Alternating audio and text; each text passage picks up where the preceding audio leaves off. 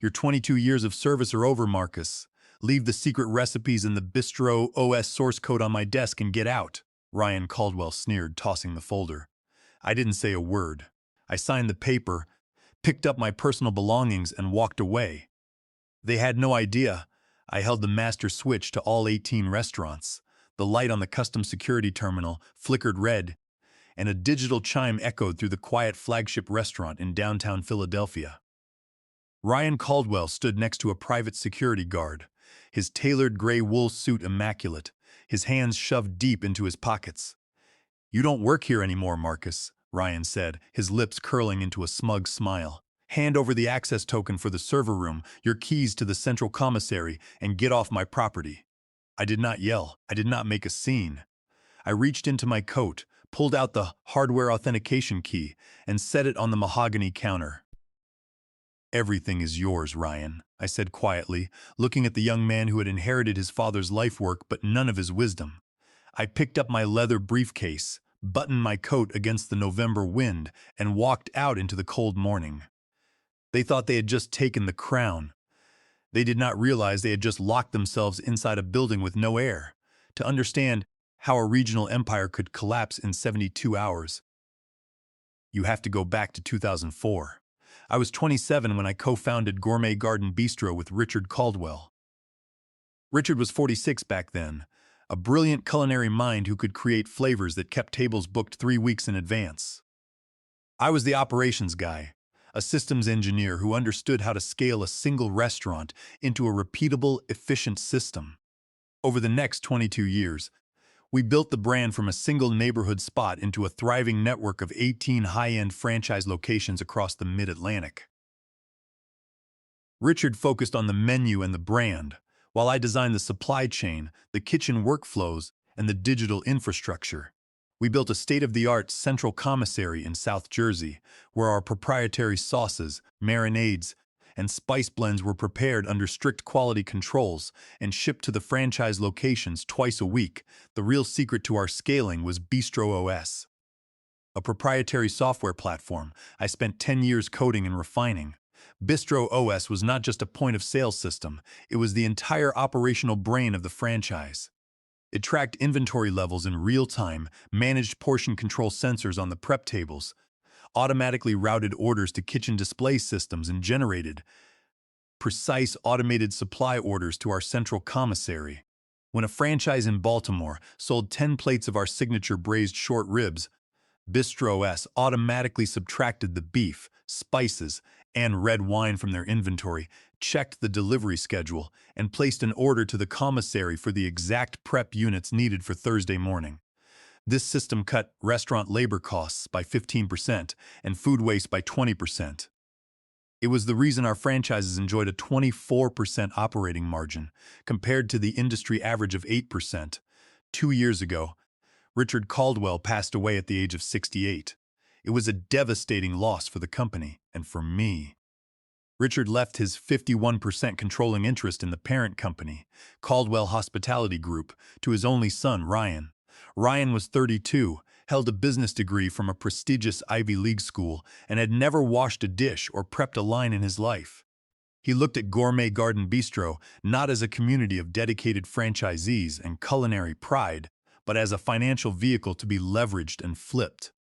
Within 6 months of taking over, Ryan partnered with Bradley Cole, a 45-year-old managing director at Vanguard Capital, a private equity firm.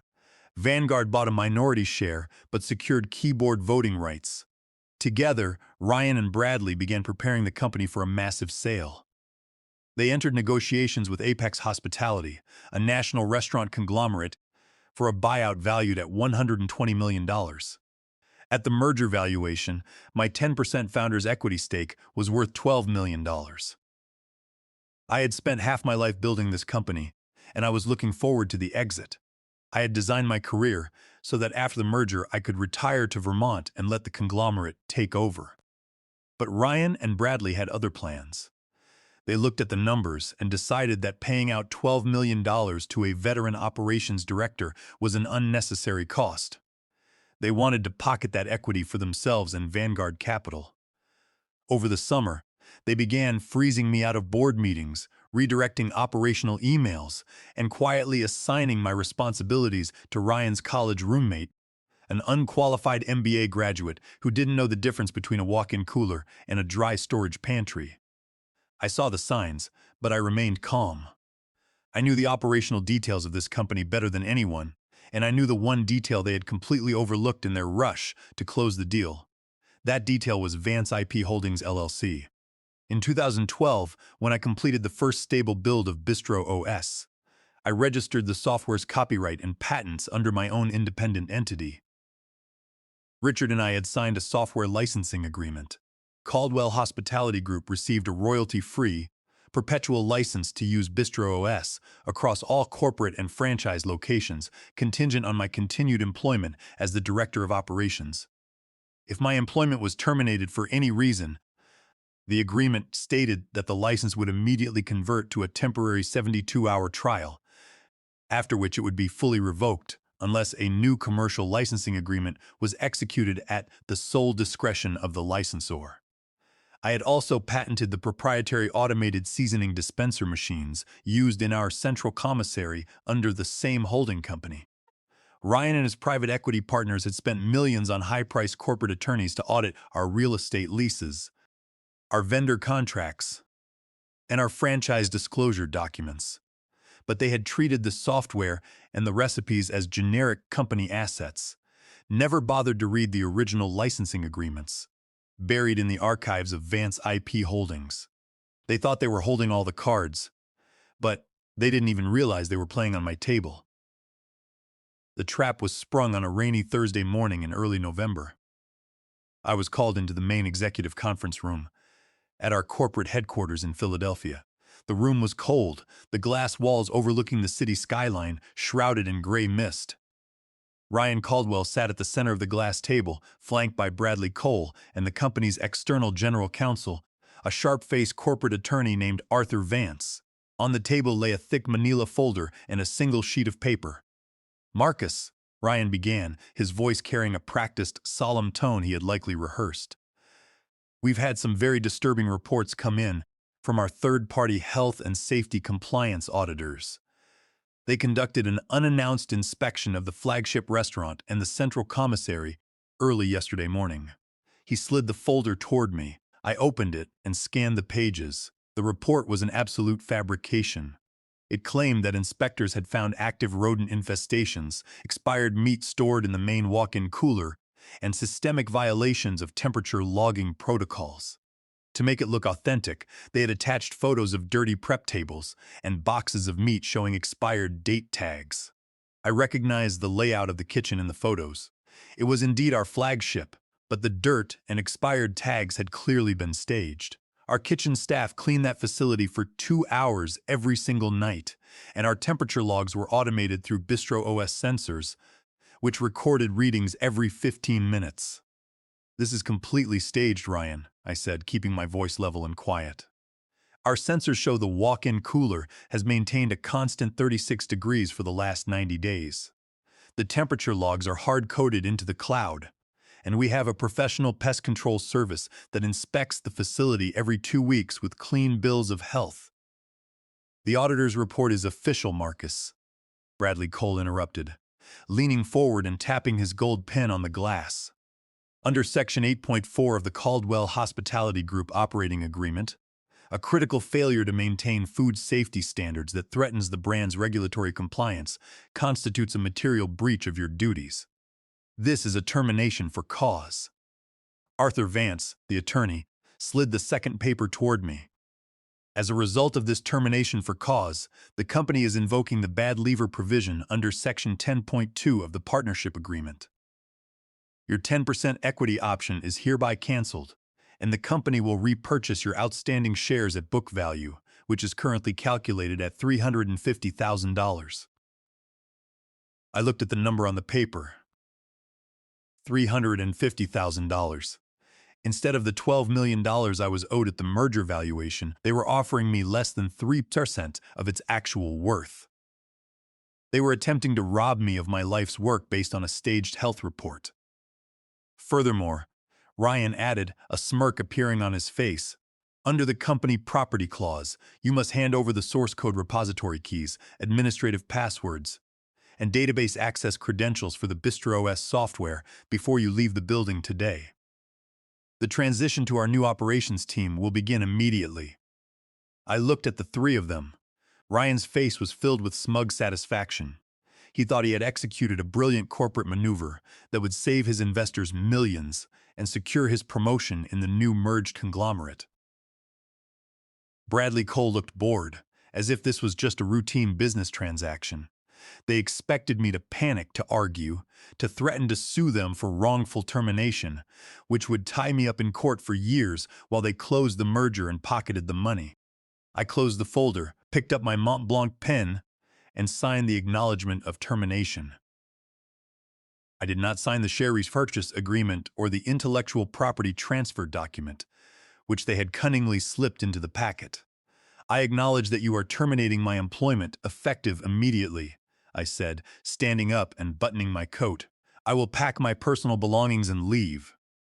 Ryan's smile faltered for a second, surprised by my quick compliance. What about the server passwords and the source code, Marcus? He demanded. The Bistro software is hosted on a secure private cloud, I said calmly. It operates under the license agreement signed in 2012. You have all the operational access you need to run the restaurants. Fine, Ryan sneered. Security will escort you to your desk. You have 30 minutes to clear out. We don't want you lingering on our property. I walked down the hallway to my office, accompanied by a young security guard who looked embarrassed to be there. I packed a single box with my personal items. A framed photo of my late partner Richard and me at the opening of our 5th location, my father's old copper chef's knife that I kept in my desk, and a few personal files. I did not touch the corporate laptop on the desk. I didn't need to. I had everything I needed on the secure encrypted drive in my briefcase. As I walked out of the building and into the cold Philadelphia rain, I checked the time on my phone. It was Thursday, 11:30 a.m. The clock had officially started. They had 72 hours of temporary trial access before the license expired. I got into my car, drove to a quiet Italian cafe 3 blocks away, ordered a double espresso, and opened my personal laptop. It was time to show them that a restaurant chain is more than just a brand name and a set of leases. The technical activation of the kill switch began in the quiet corner of the Italian cafe. I called Sarah Jenkins, a 52-year-old construction and corporate contract attorney who had represented me in my personal business affairs for 15 years.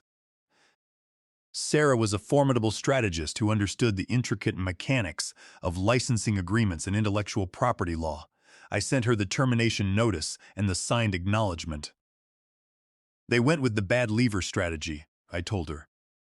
They used a fabricated health audit to terminate me for cause and cancel my 10% equity. Sarah reviewed the documents on her screen. I could hear her typing over the phone. They really didn't look at the Vance IP Holdings files, did they? She asked, a cold chuckle in her voice. Arthur Vance is a mergers and acquisitions specialist, but he clearly didn't do his intellectual property diligence.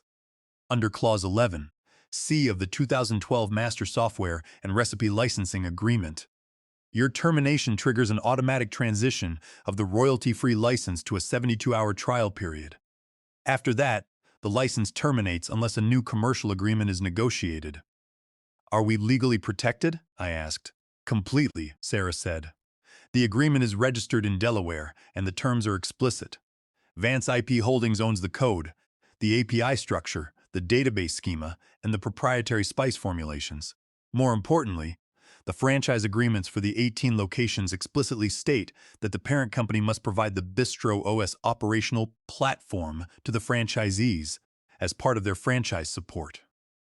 If the software goes down, the parent company is in material breach of 18 separate franchise contracts. Good, I said. Let's draft the formal notification. We spent the afternoon drafting a formal notice of license transition and pending revocation.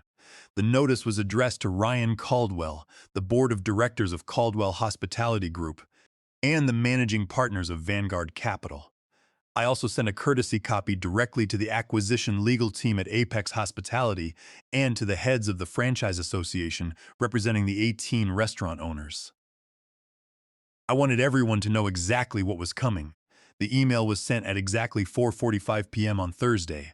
The content was precise and formal: subject, urgent noter, transition of Bistro's operational license to 72-hour trial status. Dear Mr. Caldwell and members of the board, pursuant to Clause 11.c of the Master Software and Recipe Licensing Agreement dated May 14, 2012, between Vance IP Holdings LLC and Caldwell Hospitality Group, please be advised that the termination of Marcus Vance as Director of Operations has triggered the 72-hour trial transition period. The royalty-free operational license for the Bistro OS software platform, including POS routing, kitchen display systems, inventory control APIs, and the proprietary seasoning formulations used in the central commissary, will expire on Sunday at 5 p.m. Eastern.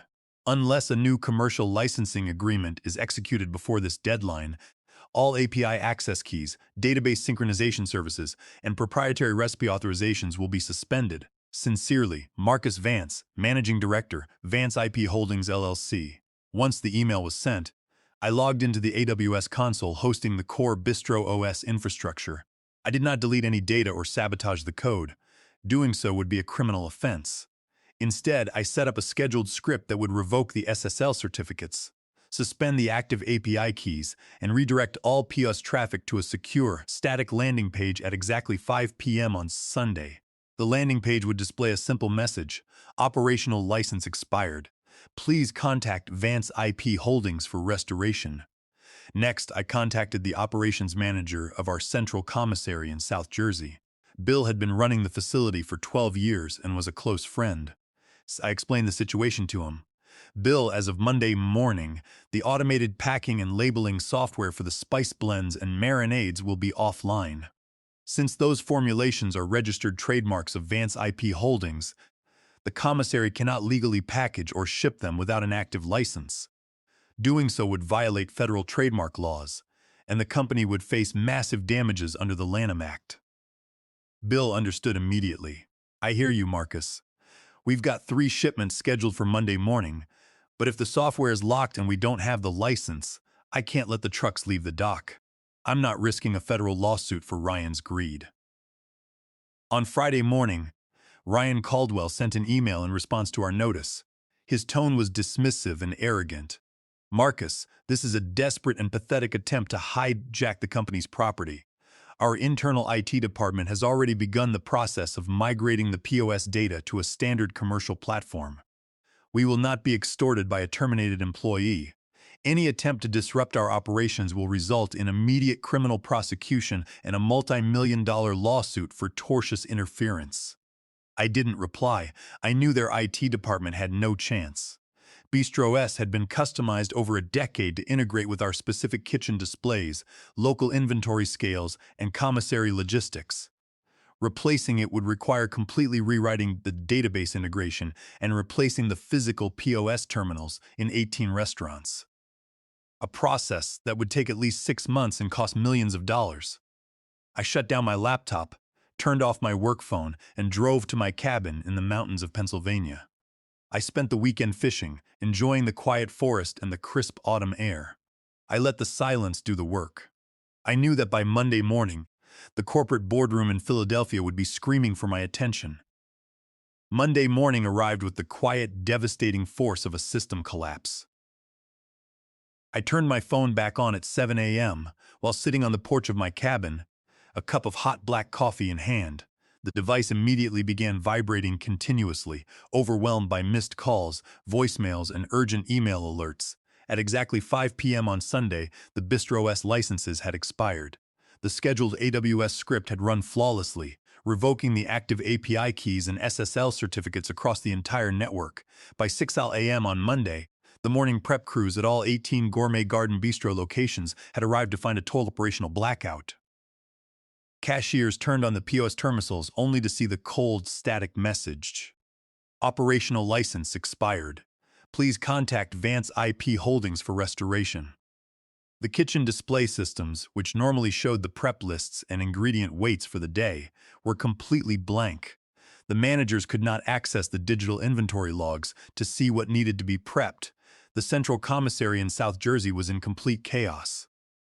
The automated packaging scales, which were integrated with the BistroOS recipe portioning software, refused to dispense the proprietary splints.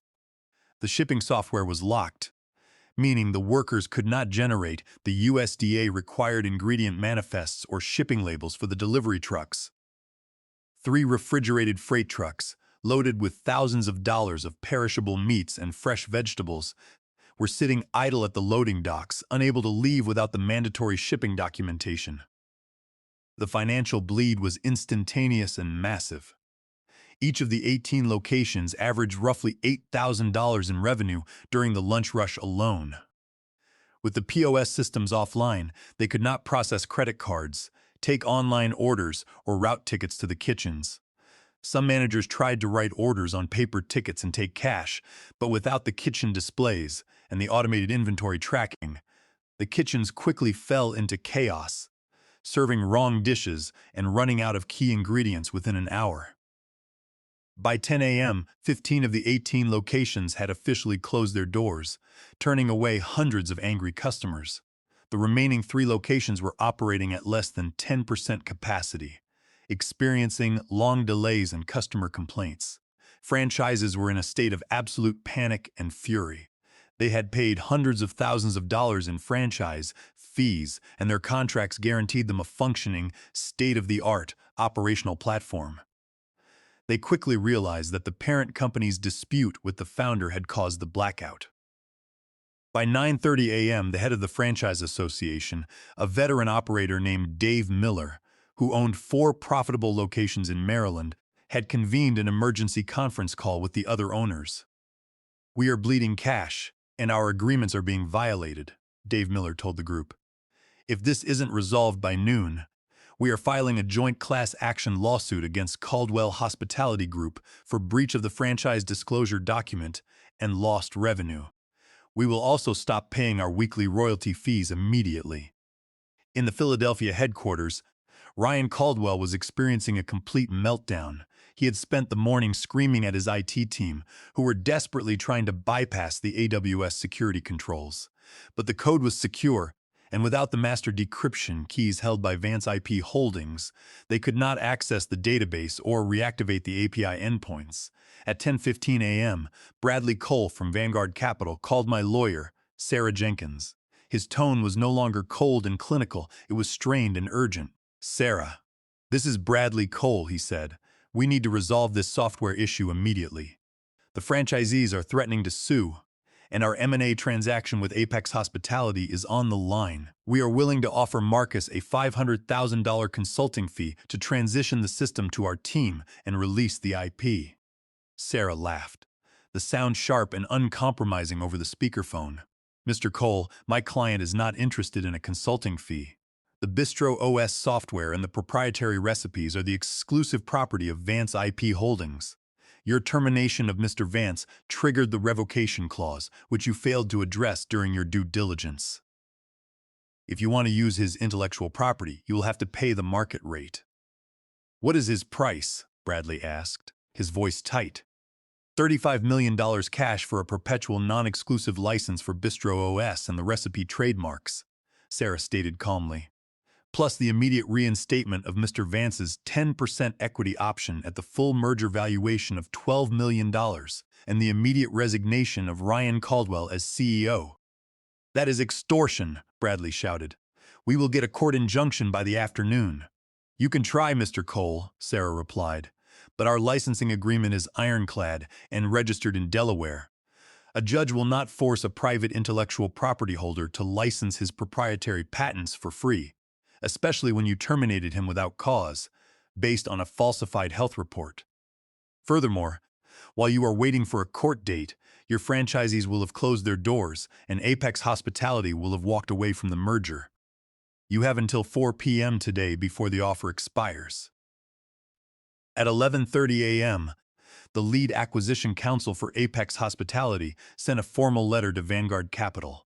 The letter was short and devastating. Apex had learned of the operational blackout and the trademark dispute. Under Section 6(2) of the merger agreement, the seller was required to deliver clean, unencumbered title to all operational technology and intellectual property. Apex declared that, due to the material breach of this representation, they were suspending the merger negotiations indefinitely.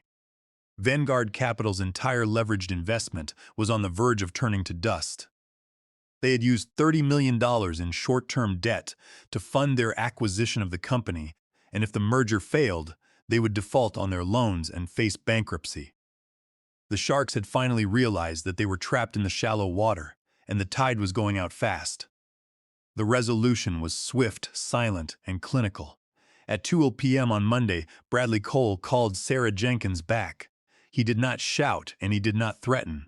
The private equity director sounded completely defeated, his voice hollow as he agreed to our terms. The math was simple. Paying Marcus Vance $47 million was the only way to save the $120 million merger and prevent Vanguard Capital from losing their entire investment. The emergency board meeting of Caldwell Hospitality Group was held via a secure video conference at 3 p.m. I joined from my cabin in the mountains, wearing a flannel shirt and sipping a fresh cup of coffee. Bradley Cole and the other Vanguard partners sat in the corporate boardroom in Philadelphia. Ryan Caldwell was noticeably absent. I later learned he had been barred from the building by Vanguard's security team hours earlier. The board voted unanimously to terminate Ryan Caldwell's employment as CEO for gross negligence and breach of fiduciary duty, effective immediately. His founder's shares were clawed back under a separate covenant, leaving him with nothing. The settlement agreement was drafted and signed digitally within 45 minutes.